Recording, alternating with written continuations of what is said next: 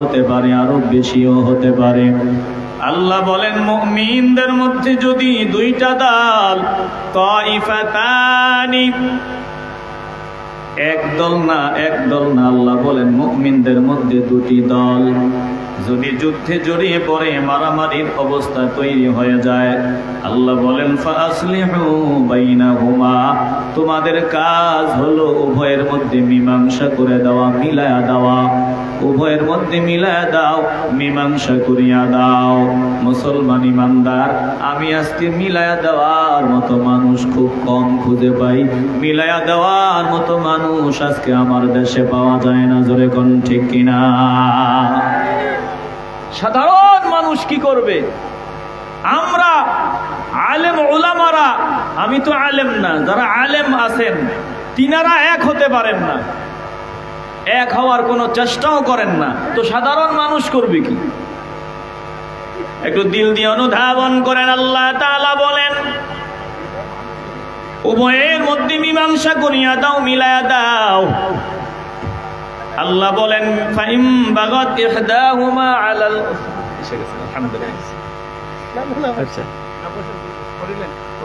আচ্ছা আমি শুধু আয়াতের অনুবাদ শোনায় দিই, বিরক্ত হচ্ছেন নাকি? সবাই বলেন আলহামদুলিল্লাহ। আমাদের ফরিদি সাহেব চলে আসছেন, তো যারা বাহিরে আছেন দ্রুত চলে আসেন। আমি অল্প কিছু কথা বলেই শেষ করতেছি। আল্লাহ তাআলা এই মজলিসকে কবুল করেন, জোরে বলেন আমিন। তো রব্বুল আলামিন বলেন শোনো, ফাইম বাগাত ইহদাহুমা আলাল উখরা, বলে মিলায়া দেওয়ার পর যদি একটা দল বাড়াবাড়ি করে, দুই দল তো বাড়াবাড়ি করবে না, বলি এক দল যদি বাড়াবাড়ি করে, এক দল মেনে নিয়েছে, বলে তিন দলের ঝামেলা, চার দলের ঝামেলা, চার দল সবাই মুমিন। এই মুমিনদের মধ্যে মীমাংসা মেনে নিয়েছে, যেই দল মীমাংসা মেনে নিয়েছে আর বাকিরা মীমাংসা মানিয়া নেয় নাই, দ্বন্দ্বের মধ্যে যেই মীমাংসা হয়েছে মানিয়া নেয় নাই, আল্লাহ তাআলা বলেন যারা মানে নাই তাদের বিরুদ্ধে তোমরা লড়াই করবা। ফাকাতিলুল্লাতী তাবগী, বলে যারা বেয়াদব, মুরব্বীদের সিদ্ধান্ত মানে না, ফয়সালা মানে না, তাদের বিরুদ্ধে তোমরা লড়াই করবা, সংগ্রাম করবা। বলেছেন কে? আস্তে বলবেন না, জবান খুলে বলেন কে? একটু দিল দিয়ে অনুধাবন করেন। আল্লাহ তাআলা বলেন, রব্বুল আলামিন বলেন এরপরে হাত্তা তাফিআ ইলা আমরিল্লাহ, বলে যখন আল্লাহর নির্দেশের দিকে তারা চলে আসবে, ন্যায় জিনিসটা মানিয়ে নেবে, বলে যতক্ষণ পর্যন্ত আল্লাহর নির্দেশ না মানবে, ন্যায়টা সত্যটা মানিয়ে নিবে না নিবে, ততক্ষণ পর্যন্ত তাদের বিরুদ্ধে লড়াই করবা, সংগ্রাম করবা। ফাইন ফাআত, যদি তারা সিদ্ধান্ত মানিয়ে নেয়, ফয়সালা মানিয়ে নেয়, ফাসলিহু বাইনাহুমা বিল আদলি, বলে ন্যায়ের সাথে উভয়ের মধ্যে মীমাংসা করে দিবা। ওয়া আকসিতু, আর তোমরা ইনসাফকারী হবা, ইনসাফকারী হবা, বেইনসাফি হবা না। এ ভাই আপনি একটা সংগঠন করেন, একটা দল করেন, আমি একটা সংগঠন করি, একটা দল করি, আমি মুসলমানদের কথা বাদ দিলাম, বেঈমানদের কথা আপনাদের সামনে বলতেছি। ও হোক না হিন্দুর সন্তান, হোক না খ্রিস্টানের সন্তান, হোক না সে অমুসলিম, বলে এ বান্দার উপর যদি বেইনসাফি হয়, নবীর শিক্ষা, আল্লাহর শিক্ষা, তুমি দাঁড়ায়া বলো বেইনসাফ আমরা পছন্দ করি না, বেইনসাফি আমরা কখনো মানিয়ে নিতে পারি না। জোরে কোন ঠিক কিনা? এখন আপনার সামনে আপনার সাথে আমার দুশ্মনী, আপনি আমারে পছন্দ করেন না বিভিন্ন কারণে, আমি নিজের মনে করেন আমি অমুসলিম, আমার উপর যদি কেউ জুলুম করে আর আপনি যদি ওই জুলুমটা মুখ বুজে সহ্য করেন, প্রমাণ হবে আপনি পিওর নির্ভেজাল নবীর আশিক হতে পারেন নাই। জবান খুলে বলেন ঠিক কিনা? মুসলিমরা কখনো জুলুম সহ্য করতে পারে না। একটু দিল দিয়ে অনুধাবন করি। আলান এক বান্দা আমার সংগঠন করে না, ভিন্ন সংগঠন করে, তার উপর অত্যাচার করা হয়, আপনি চুপ থাকতে পারবেন না। যদি অবিচার করা হয় আপনাকে বলতে হবে এটা অবিচার। আজকে তাকায় দেখেন আমরা মুসলমানরা মাসালাগত দ্বন্দ্ব নিয়া, মাসালাগত ছোটখাটো দ্বন্দ্ব নিয়া বলে আমারে যদি মারে আমার মতো টুপিওয়ালা দাড়িওয়ালা আরেকজন হাতে তালি দেয়। না না না, আমরা আলেম যারা টুপিওয়ালা আছি সবাই অন্তত ন্যায় ইনসাফির ব্যাপারে সবাই এক কথা বলতে হবে। জোরে কোন ঠিক কিনা বলেন? আমরা কার উম্মত? কথা বলে না, কার উম্মত? আমরা কার বান্দা? আমাদের কিতাব কোরআন, আমাদের কালিমা এক, নামাজ এক। এখন যদি আমাদের সামনে যদি কোরআনকে অবমাননা করা হয়, আমাদের সামনে যদি নবীর বিরোধিতা করা হয়, আমাদের সামনে যদি আমার নবীর গালি দেওয়া হয়, আরে গালি দিছে আমার সংগঠনের লোকে, বলে নবীর দুশ্মনী করেছে আমার সংগঠনের লোকে, আমি যদি চুপ থাকি তাইলে আমার ভেতরে ঈমানই থাকবে না। জবান খুলে কোন ঠিক কিনা? একটু দিল দিয়ে অনুধাবন করেন, আমরা ভুল করলে আমাদের শাসন করবেন। একটু হৃদয় দিয়ে উপলব্ধি করে নেন কিভাবে মুসলমানদের এক ব্যানারে নিয়ে আসা যায়, চিন্তা করেন, ওই চেষ্টা করেন। আল্লাহ তাআলা বলেন ইনসাফকারী হও, কারণ যারা ইনসাফকারী আমি তাদের ভালোবাসি। ইন্নাল্লাহা ইউহিব্বুল মুকসিতিন। আল্লাহ ইনসাফকারীদের মহব্বত করেন। বলেন আমরা ইনসাফকারী হতে চাইনি? আসতে বলবেন না, জবান খুলে বলেন চাইনি। মুমিনরা পরস্পর ভাই ভাই দ্বন্দ্ব হবে, ঝামেলা হবেই। আল্লাহ বলেন ভাই ভাইয়ের মধ্যে যদি দ্বন্দ্ব হয়, ঝামেলা হয়, তোমাদের মা তোমাদের বাবা বলে এক বাবার সন্তান এক মায়ের সন্তান, তোমার সামনে যদি তোমার মাকে গালি দেয়, তোমার সামনে যদি তোমার বাবাকে গালি দেয়, বলে কিছু সময়ের জন্য দ্বন্দ্ব ভুলে যাও, বিভিন্ন দ্বন্দ্ব ভুলে যাও, সবাই এক ব্যানারে আসো, এক কাতারে আসো, এক হও। আর যারা আমার মার ইজ্জতহানি করতেছে, আমার মার উপর হামলা চালাইতে চায়, বাবার উপর হামলা চালাইতে চায়, সবাই এক হয়ে ওই বাতিলদের দাঁত ভাঙা জবাব দেওয়ার জন্য রেডি হও। আলোচনা লম্বানে একটু দিল দিয়ে অনুধাবন করেন। আমি যে আয়াত তেলাওয়াত করেছি, আল্লাহ তাআলা আয়াতে নির্ণয় করে দিয়েছেন কেন মুসলমানদের মধ্যে দ্বন্দ্ব হয়, ঝামেলা হয়। এই আল্লাহ কারণগুলো নির্ণয় করে দিয়েছেন। আল্লাহ তাআলা বলেন ইয়া আইয়ুহাল্লাযীনা আমানু লা ইয়াসখার কওমুম মিন কওমিন আসা আইয়াকুনু খায়রাম মিনহুম ওয়ালা নিসাউম মিন নিসাইন আসা আইয়াকুননা খায়রাম মিনহুন্না ওয়ালা তালমিজু আনফুসাকুম ওয়ালা তানাবাজু বিল আলকাব বিসাল ইসমুল ফুসুক বাদাল ঈমান ওয়া মান লাম ইয়াতুব ফাউলাইকা হুমুজ জালিমুন।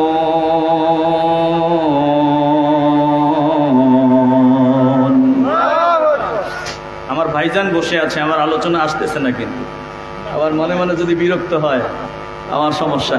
আর সামান্য সময় উনিও প্রোগ্রাম করে আসছে, তো ক্লান্ত রাত্র হয়ে গেছে অনেক, আমি শুধু অনুবাদটুকুন শোনায় দিব। বিরক্ত হবেন আপনারা? একটু দিল দিয়া শোনেন, একটু দিলের ভিতরে কথাগুলো ঢোকায় নেন। আল্লাহর কালামের একটা আয়াতের আমল যদি আমরা করতে পারি, আমাদের জীবন সফল। আমাদের সফলতার জন্য এক একটা আয়াতই যথেষ্ট। কথা কোন ঠিক কিনা? কেন মুসলমানদের মধ্যে দ্বন্দ্ব হয়? এই আয়াত আর পরের আয়াতে আল্লাহ তাআলা নির্ণয় করে দিয়েছেন। আল্লাহ বলেন শোনো, তোমরা ইমানদারদেরকে আল্লাহ বলেন লা ইয়াসখার কওমুম মিন কওমিন, বলে তোমাদের মধ্যে কোনো পুরুষ যেন কোনো পুরুষকে ব্যঙ্গ বিদ্রূপ না করে, বাজে মন্তব্য না করে। একটু দিল দিয়া শোনেন, এখন যত ব্যঙ্গ বিদ্রূপ সব আমগো টুপিওয়ালার ভিতরে। আত্মপ্রশংসা, এটা আত্মসমালোচনা করতেছি, আত্মসমালোচনা করতেছি। ময়দানে বসিয়া সব ব্যঙ্গ বিদ্রূপ। একজনের ভুল ধরায় দিলে শালীন ভাষায় ধরায় দেওয়া যায়, সুন্দর ভাষায় ধরায়া দেওয়া যায়, কিন্তু এক টুপিওয়ালা আরেক টুপিওয়ালার ময়দানে বসে ব্যঙ্গ বিদ্রুপ করা, এটা আলেমদের স্বভাব হবে না। কথা কোন ঠিক কিনা? মনে হয় রাগ করতেছেন, বিরক্ত হইতেছেন, একটু দিল দিয়ে অনুধাবন করেন। আল্লাহ বললেন একজন আরেকজনকে ব্যঙ্গ বিদ্রুপ করবা না। কেন করবা না শুনো, বলে আসা আইয়াকুনু খায়রাম মিনহুম, তুমি যারে ব্যঙ্গ বিদ্রুপ করতেছো হয়তো বা সে একটা ভুল করেছে, ভুলের কারণে ব্যঙ্গ বিদ্রুপ করতেছো।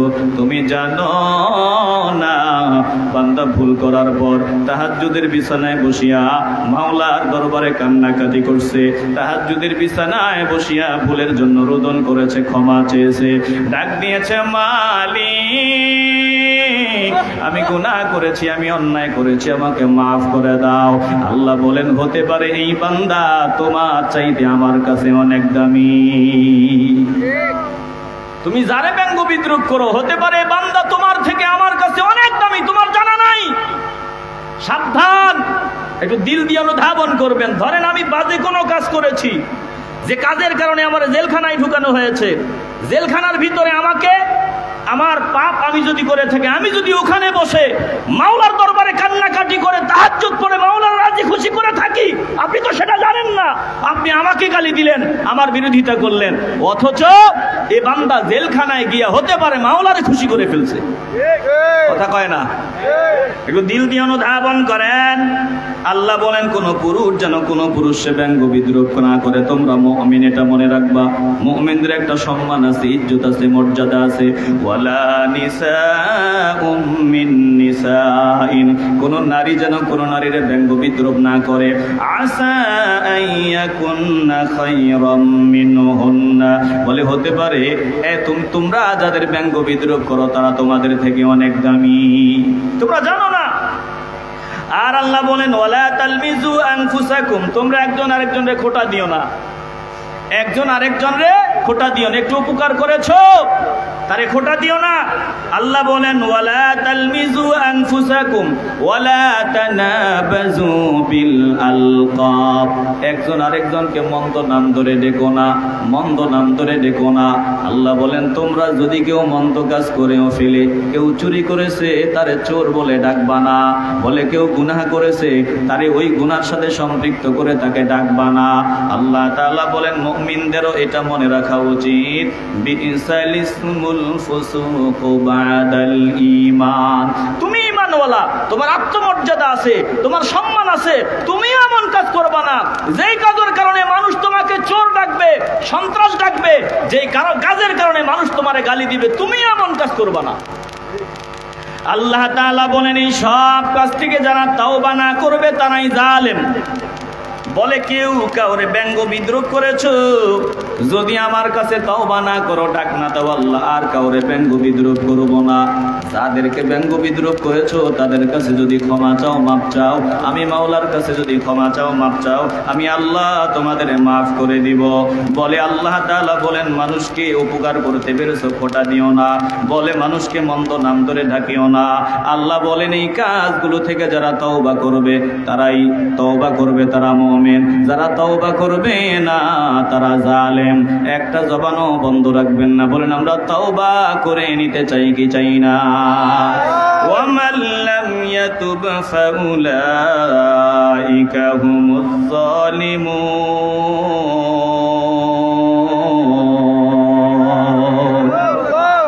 এই গর্হিত কাজ থেকে যারা তওবা করবে না তারা জালেম। আলোচনা শেষ, আর সামনে আগালাম না। আর একটা আয়াত, এটা সংক্ষেপে শোনায় দিচ্ছি। সমস্যা কেন হয় আল্লাহ নির্ণয় করে দিয়েছেন। আল্লাহ বলছেন ধারণা অনুমান বেশি বেশি করবা না, এটা থেকে বিরত থাকো।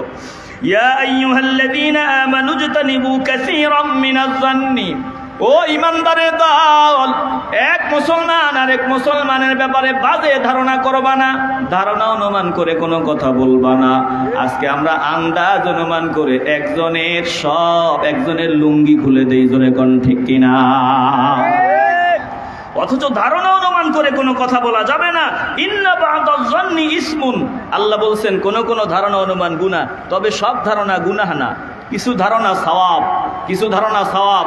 যেমন ধারণা করা ওয়াজিব, ধারণা করা হারাম, ধারণা করা মুস্তাহাব, ধারণা জায়েজ। বলে হারাম কোন ধারণা? আল্লাহর ব্যাপারে, মুসলমানদের ব্যাপারে খারাপ ধারণা করা এটা হারাম, এটা জায়েজ নেই। সব সময় ভালো ধারণা করবেন আল্লাহর ব্যাপারে, যে আমার আল্লাহ আমাকে শুধু শাস্তি দিবেন, মাফ করবেন না, বলে এমন ধারণা করা যাবে না। আমার আল্লাহ আমাকে মাফ করে দিবেন, এমন ভালো ধারণা করবেন। আল্লাহর ব্যাপারে খারাপ ধারণা, বাজে ধারণা রাখবেন না। আল্লাহ শাস্তি দিবেন, ক্ষমা করবেন না, এমন ধারণা করা যাবে না। বলে এমন ধারণা করা হারাম। একটু দিল দিয়ে অনুধাবন করেন, ধারণা ওয়াজিব। কোন ধারণা? বলে বিচারক যখন রায় দিবেন, ফয়সালা দিবেন, সাক্ষ্য প্রমাণের ভিত্তিতে তিনি ফয়সালা দিবেন। এখন তিনি সরাসরি কোরআনে আয়াত পান না, হাদিস থেকেও পাইতেছেন না। এখন কি করবেন? বলে সাক্ষ্য প্রমাণের ভিত্তিতে যে কোনো একদিকে তিনি রায় দিতে হবে। বলে রায়টা দিবেন তিনি ন্যায় ইনসাফের সাথে তিনি রায় দিবেন। এই রায়টা যাতে ইনসাফের সাথে হয়, এখানে ধারণা করে রায় দেওয়া ওয়াজিব। ধারণা একদিকে সিদ্ধান্ত দিতেই হবে। বলে ধারণা ওয়াজিব কোন ধারণা? বলে সব মুসলমানদের ব্যাপারে ভালো ধারণা করা মুস্তাহাব। সব মুসলমানদের ব্যাপারে ভালো ধারণা করা মুস্তাহাব। আর জায়েজ নামাজের রাকাত সংখ্যা আমি কত রাকাত পড়লাম, এখন আমার মন যেদিকে বেশি ঝুঁকে যে আমি 3 রাকাত পড়ছি, তাইলে এই মনের সিদ্ধান্ত অনুযায়ী সিদ্ধান্ত নেওয়া এটা জায়েজ। এজন্য আল্লাহ বলেন ধারণা, অধিক ধারণা অনুমান করবা না, কোন কোন ধারণা অনুমান গুনাহ। আল্লাহ বলেন ওয়াদাউলা তাজাসসু, তোমরা গোয়েন্দাগিরি করিও না, দোষ খুঁজে বেরিও না, একটা জবান বন্ধ রাখবেন না। বলেন আমগো দেশে আর কিছু না পারি, অন্তত আরেকজনের দোষ খোঁজার ব্যাপারে আমরা 1 নাম্বার। ধরে কোন ঠিক কিনা? হুজুর মিয়া সাহেব রওনা দিছে, নিজের বিবিরে নিয়া, সন্তানরে নিয়ে, মাল সামানা নিয়ে গাধাতে সওয়ার হয়ে রওনা দিছে। এখন সমালোচক যারা কয় দেখ সত্যি টুপিওয়ালার মাথায় কিচ্ছু নাই, একটা গাধারে কত কষ্ট দিতে আছে, নিজে উঠছে, মালও উঠাইছে, সন্তান উঠছে, বউরে উঠাইছে। তো সমালোচনার আওয়াজ কানে আসছে, এবার নিজেও নামছে, মালও নামাইছে, বউ নামাইছে, বাচ্চাও নামাইছে। কয় দেখছো টুপিওয়ালার মাথায় কিচ্ছু নাই, কিচ্ছু নাই। গাধা থাইকা এই মহিলাটারে বাচ্চাটারে হাঁটায় হাঁটায় নিতে আছে। এখন বাচ্চাটারে আর মহিলারে গাধার উপরে উঠায় দিছে, আর নিজে হাঁটিয়া যাইতেছে মালের বোঝা মাথায় নিয়া। যারা সমালোচক তারা কয় দেখছো টুপিওয়ালার মাথায় কিচ্ছু নাই, এই ছোট্ট বাচ্চাটারে বেয়াদব বানাইতে আছে, মহিলারে কান্দের ওপর নিচে বোঝা নিজের মাথায় নিতে আছে, গাদা থাকার পরেও। এবার বান্দা চিন্তা করে সবাই উঠলেও দোষ, আবার বউ বাচ্চা উঠাইলেও দোষ, তো কি করা যায়? থাক আমি উঠটা বসি। নিজে উঠটা বসছে। সমালোচকরা কয় দেখছো দেখছো এটার মাথায় কিচ্ছু নাই, মহিলাটারে আর বাচ্চাটারে হাঁটায় নিতে আছে, নিজে গাধাতে সওয়ার হয়ে যাইতেছে। এখন কি করা? বলে সব নামায় দেই, খালি গাধা নিয়ে যাই। যারা সমালোচক তারা কয় দেখছো টুপিওয়ালার মাথায় কিচ্ছু নাই, গাধা থাইকা নিজেরা হাইটে হাইটে যাইতে আছে। এবার টুপিওয়ালার সিদ্ধান্ত কি হওয়া উচিত? বলে সমালোচক তোমরা সমালোচনা করো, যা মন চায় তা করো, আমরা তোমাদের সমালোচনায় কান দেব না। আমরা আমাদের ওই রাস্তায় চলবো যেই পথে আল্লাহর প্রিয় বান্দারা চলেছে। কথা কোন ঠিক কিনা? এ মুসলমান, আমরা পাগড়ি মাথায় দিলাম, লম্বা জামা পরিধান করলাম, বলে আমাদের লক্ষ্য উদ্দেশ্য কি? দুনিয়ার মানুষকে কি বলবো, আমরা ওই দিকে তাকাবো না। ওই যে নববধূ সাজলো, বান্ধবীরা ডাক দিয়া কয় তোরে বড় সুন্দরী লাগতেছে, বড় সুন্দরী লাগতেছে। নববধূর কান্না, বলে কান্না করো কেন? আমরা তো তোমার প্রশংসা করলাম। বলে তোমরা বলো কার জন্য আমরা সাজলাম? তোমাদের জন্য তো আমি সাজি নাই, তোমাদের জন্য আমি সজ্জিত হই নাই। বলে কার জন্য সজ্জিত হয়েছি জানো? বলে আমার দুলহার জন্য আমি সাজলাম। তোমরা যত প্রশংসা করো আমার টেনশন বাড়িয়া যায়, আমার চিন্তা বাড়িয়া যায়, এজন্য আমার কান্না। বলে আমি যার জন্য সাজলাম, যার জন্য সজ্জিত হইলাম, যতক্ষণ পর্যন্ত আমার প্রিয়তম আমার দিকে তাকাইয়া না বলবে তুই সুন্দর, তোরে বড় সুন্দর লাগতেছে, তোরে বড় ভালো লাগতেছে, ততক্ষণ পর্যন্ত আমার কান্না বন্ধ হবে না। এ মুসলমান ইমানদার, তামাম দুনিয়ার সবাই যদি বিরোধিতা করে কি হবে? তামাম দুনিয়ার সবাই যদি প্রশংসা করে কি হবে? বলে কোনো লাভ নাই। যদি রাহমাতুল লিল আলামিন হাত ধরে না বলে তুই আমার উম্মত, আল্লাহর নবী যদি বলে আয় আয় আয় তুই আমার উম্মত, বলে তামাম দুনিয়ার সবাই গালি দিলেও কিছুই আসে যায় না। একটা জবান বন্ধ রাখবেন না। বলেন আমরা এই পথেই সামনে আগাতে চাই কি চাই না? এ মুসলমান, একটু দিল দিয়ে অনুধাবন করেন, আগে নিজেরে চিনো। মানুষের পিছনে গোয়েন্দাগিরি করিও না, মানুষের দোষ তালাশ করিও না। আজকে তাকায় দেখেন, দুনিয়ার সব বাতিলদের দূরবীন হলো আলেম ওলামাদের দিকে। সব বাতিলদের দূরবীন আলেম ওলামাদের দিকে। কোথায় আলেমরে ধরা যায়, কোথায় একজন টুপিওয়ালা একটু ভুল করলে তাকে ধরে মিডিয়াতে হাইলাইটস করা যায়, জাতির সামনে আলেমদেরকে কিভাবে নিচু করা যায়, এই মনোভাব নিয়ে তামাম দুনিয়ার বাতিলরা সামনে আগাইতেছে।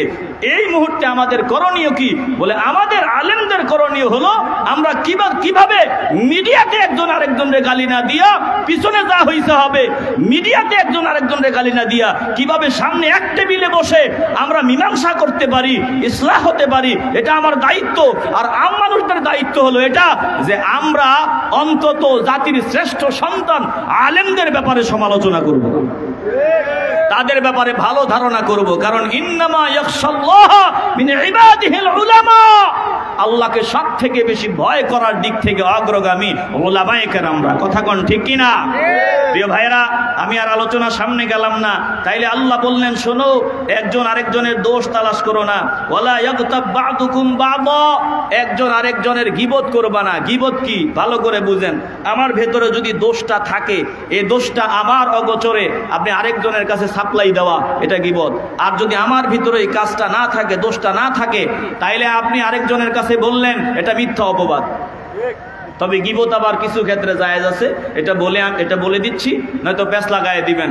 কোন ক্ষেত্রে জায়েজ আছে? বলে ইমান চোরের দল চুপি চুপি আমাদের ইমান চুরি করে নিয়ে যাচ্ছে। আর এক্ষেত্রে আমাদের করণীয়, আলেমদের করণীয় কি? বলে ইমান চোর যারা, তাদের মুখোশ জাতির সামনে উন্মোচন করে দেওয়া, জাতির ইমানকে হেফাজত করা, এটা গীবত হবে না। কথা কয় না, এটা গীবত হবে না। এজন্য ওই আলেমরা, ইমান চোর যারা একদল আছে আমাদের দেশে ইমান চোর, তাদের ব্যাপারে যখন আপনাদের সামনে খোলাসা করে দিবেন, এই চোরদের ব্যাপারে আপনাদেরকে সতর্ক করবেন, তখন আবার এই আলেমকে আপনি গীবতকারী বলবেন না। তাইলে আমরা গীবত করব না। আল্লাহ তাআলা বলেন, ওয়ালা ইয়াগতাব বা'দুকুম বা'দা, গীবত করবা না, এক ভাই আরেক ভাইয়ের গীবত করবা না। আইয়ুহিব্বু আহাদুকুম আন ইয়াকুলা লাহমা আখিহি মাইতা, তোমাদের কেউ কি এমন আছে নাকি যে তার ভাইটা মরে গেছে, মরা ভাইয়ের গোস্ত খাবে, মরা ভাইয়ের গোস্ত চাবায়া চাবায়া খাবে, এটা কি তোমরা পছন্দ করো? আল্লাহ বলেন, ফাকারিহতুমু, তোমরা তো এটা অপছন্দই করো।